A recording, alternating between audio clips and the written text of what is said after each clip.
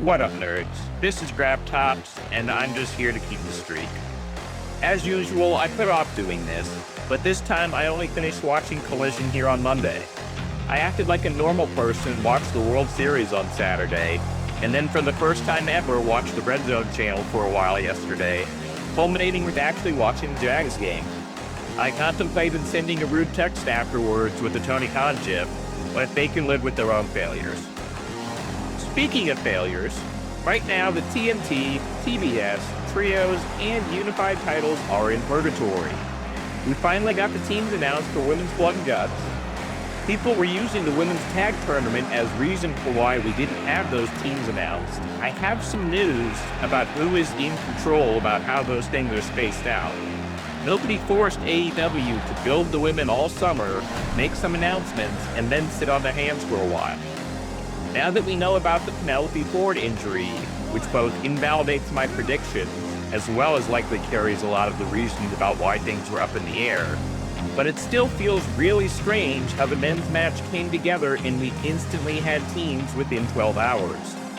I'll save the full preview on each for next week. I'm not in the mindset for parking things out like that right now. The TV has been good at papering over the holes in the card by giving us good times, which is definitely more than can be said for other shows. But I don't want that.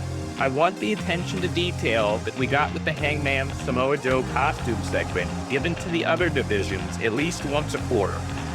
I don't expect everything to have years of lore to use, but I do want attention to detail and having the story mapped out to execute an idea. Is it because it's football season? Just give Danielson free rein. Let them be his monkeys. I don't mean to burden the man, but I trust that his mind can come up with an off-the-wall idea that someone currently in the mid-card can do wonders with. We're meandering our way through the unacclaimed right now, and what feels aimless and endless, a microcosm of the root of dissatisfaction underneath the good times that result in watching the shows. Yes, what you're showing me is good. About time Ace Austin's paperwork for the Bang Bang Gang finally got taken care of.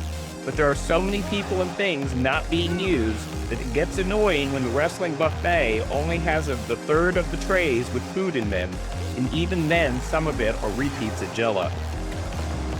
No, this isn't much, but I'm making myself keep the schedule instead of missing like I already did one. I'm still invested, but I want that investment to be rewarded a little more.